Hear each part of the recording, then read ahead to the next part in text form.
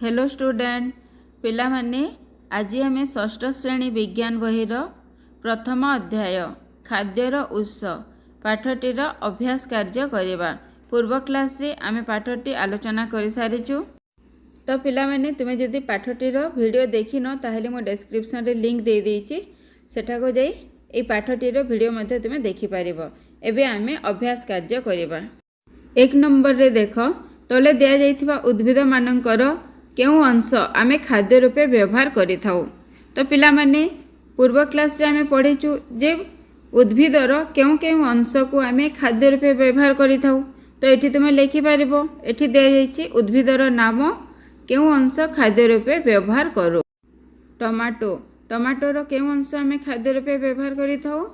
फल कदलीर कांड फूल और फल को खाद्य रूपे व्यवहार करिथाउ। आंबर फल व्यवहार करिथाउ। नडिया नडियार मध्य आमे फल को व्यवहार करिथाउ खाद्य रूपे। प्याजर कांड और पत्र आखुर कांड व्यवहार करिथाउ। अदार मध्य आमे कांड को खाद्य रूपे व्यवहार करिथाउ। पोई गछर कांड पत्र और फल को खाद्य रूपे व्यवहार करिथाउ। सिंबर फल और मंजी खड़ा गछर कांड पत्र और मूल को खाद्य रूपे व्यवहार करिथाउ। एक नंबर रे दिया जाइथिबा सब प्रश्नर उत्तर बुझी पारिल। एबे देख 2 नंबर रे अछि तले केतेक खाद्यर नाम दिया जाइछि, सेही खाद्यर उपादान गुड़िक लेख। एठी देख खाद्यर नाम दिया जाइछि खाद्य तैयारी पई आवश्यक उपादान। केक तैयारी करिबा पई हमकु केउ सब उपादान दरकार होइथे। केक तैयारी करिबा पई हमकु मैदा क्षीर पानी बेकिंग पाउडर लूण काजू और चीनी यही सब उपादान आवश्यक होइथाय। तापरे अछि क्षीर गजा तैयारी करिबा पई मैदा खुआ पानी चीनी घी और सोडार आवश्यकता होइथाय। रसगोल्ला तैयारी करिबा पई छेना चीनी सुजी और पानी यही सब उपादान दरकार होइथाय। घांट तरकारी रे कखारू आलू सारू टमाटो मटर पानी लूण तेल विभिन्न प्रकार मसला नड़िया प्याज अदा यही सब उपादान दरकार होइथाय। काकरा तैयारी करिबा पई केउ सब उपादान दरकार होइथाय। मैदा सोडा लूण चीनी पानी नड़िया छेना तेल जगह तुमे घीर मध्य व्यवहार करि पारिबो। एही सब उपादान काकरा तैयारी करिबा पई व्यवहार करा जाय। सुजी हलुआ तैयारी करिबा पई केउ सब उपादान दरकार। सुजी हलुआ तैयारी करिबा पई सुजी चीनी पानी लूण और तेजपत्र। आइसक्रीम तैयारी करिबा पई पानी चीनी और क्षीरर व्यवहार करा जाय। 3 नंबर रे कोन अछि 3 नंबर रे देखो करे दिया जाइछि पोड़ पिठा तैयारी पई आवश्यक उपादान गुड़िकर नाम लेख। एवं खरे कोन दिया जाइछि सेही उपादान गुड़िक केउठु मिले उपयुक्त स्तंभ रे ठीक चिन्ह द्वारा सूचाओ। पोड़ पिठा तैयारी करिबा पई केउ सब उपादान दरकार होइथे। चाउल चीनी गुजराती नड़िया बिरी और छेना एही सब उपादान पोड़ पिठा तैयारी करिबा पई व्यवहार करा जाय।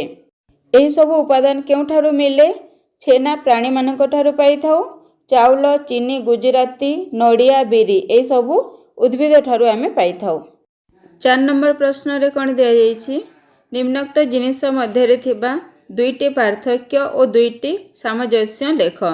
पाचिला अमृतभंडा और कंचा अमृतभंडा। पाचिला अमृतभंडा रे तुमे लेखिबो एहा साधारणतः मीठा लागे एहार रंग हलदिया देखा जाए। कंचा अमृतभंडा रे लेखिबो एहा प्राय खारिया लागि थाए एहार रंग सबुज देखा जाए। तापरे दुईटी सामंजस्य हैला उभय द्रव्य अमृतभंडा गछरु मिले उभयर आकार देखिबाकू समान होइथाए। तापरे 5 नंबर प्रश्न अछि क स्तंभ रे थिबा प्रत्येक खाद्य को ख स्तंभ रे दिया जाइतिबा संपर्कित उद्भिद और प्राणी सहित संयोग कर। एठी अछि घी केउठारु पाइथाउ घी आमे गाई ठारु पाइथाउ। महू फूल गछरु पाइथाउ। आचार सोरिष गछ बड़ी बिरी गछ राबिड़ी ଗାଈଠାରୁ ପାଇଥାଉ। ହାଲୁଆ ଗହମ ଗଛ, ପକୁଡ଼ି ବୁଟ ଗଛ। ତାପରେ ଦେଖ ବିରିୟାନୀ। ବିରିୟାନୀ ତିଆରି କରିବା ପାଇଁ ଆମେ କ'ଣ କୁକୁଡ଼ା ମାଂସ ବି ଦେଇଥାଉ ଏବଂ ଛେଳି ମାଂସ ମଧ୍ୟ ପକାଇଥାଉ ସେଠି। ତ ବିରିୟାନୀ କୁକୁଡ଼ାକୁ ବି ତୁମେ ସଂଯୋଗ କରିପାରିବ ଏବଂ ଛେଳି ସହିତ ବି ସଂଯୋଗ କରିପାରିବ। 6 ନମ୍ବର ପ୍ରଶ୍ନ ଦେଖ, କରେ ଦିଆଯାଇଛି ପାଲଙ୍ଗ ଶାଗ ଯେଉଁ ଯେଉଁ ଖାଦ୍ୟ ତିଆରି ପାଇଁ ଉପାଦାନ ରୂପରେ ବ୍ୟବହାର କରାଯାଏ ତନ୍ମଧ୍ୟରୁ 5ଟିର ନାମ ଲେଖ। ଏହାର ଉତ୍ତର ହେଲା ପାଲଙ୍ଗ ଶାଗକୁ ଭଜା, ପାଲଙ୍ଗ ପନିର, ପାଲଙ୍ଗ ପକୁଡ଼ି, ପାଲଙ୍ଗ ଶାଗ ତରକାରୀ, ପାଲଙ୍ଗ ରାଇତା ଏସବୁ ଖାଦ୍ୟ ରୂପରେ ବ୍ୟବହାର କରାଯାଏ। ତାପରେ ଦେଖ ଖରେ ଦିଆଯାଇଛି ଅଣ୍ଡା ଯେଉଁ ଯେଉଁ ଖାଦ୍ୟ ତିଆରି ପାଇଁ ଉପାଦାନ ରୂପରେ ବ୍ୟବହାର କରାଯାଏ ସେଗୁଡ଼ିକର ନାମ ଲେଖ। ଏହାର ଉତ୍ତର ହେଲା କେକ୍, ଅଣ୍ଡା ତରକାରୀ, ଅଣ୍ଡା ଭୁଜିଆ, ଅଣ୍ଡା ଆମଲେଟ୍, ଅଣ୍ଡା ପକୋଡ଼ା। ତାପରେ ଦେଖ 7 ନମ୍ବର। 7 ନମ୍ବରରେ ଦିଆଯାଇଛି ତୁମ ଅଞ୍ଚଳରୁ ଯଦି ଆଜି ସବୁ ପୋକ ମାଛି ଲୋପ ପାଇଯିବେ ତେବେ ଯେଉଁ ଯେଉଁ ଜୀବମାନଙ୍କର ଖାଦ୍ୟ ସଂଗ୍ରହରେ ଅସୁବିଧା ହେବ ତନ୍ମଧ୍ୟରୁ 5ଟିର ନାମ ଲେଖ। ଏହାର ଉତ୍ତର ହେଲା କୁକୁଡ଼ା, ବତକ, ବେଙ୍ଗ, ବଣି ଚଢ଼େଇ ଓ ବଗ। ପିଲାମାନେ ପାଠଟିର ଅଭ୍ୟାସ କାର୍ଯ୍ୟ ମଧ୍ୟ ସରିଯାଇଛି। ଯଦି କିଛି ଡାଉଟ୍ ଥିବ ତାହେଲେ କମେଣ୍ଟ କରିବ। ଭିଡ଼ିଓଟି ପସନ୍ଦ ଆସିଥିଲେ ଲାଇକ୍ କରିବ ଏବଂ ଆମ ଚ୍ୟାନେଲ ଏଡୁକ୍ରାନ୍ତିରେ ପ୍ରଥମ ଥର ପାଇଁ ଯଦି କ୍ଲାସ୍ କରୁଥିବ ତାହେଲେ ଚ୍ୟାନେଲକୁ ସବସ୍କ୍ରାଇବ୍ କରିବ। ପୁଣି ଦେଖାବା ନୂଆ କ୍ଲାସ୍ରେ। ରହୁଛି।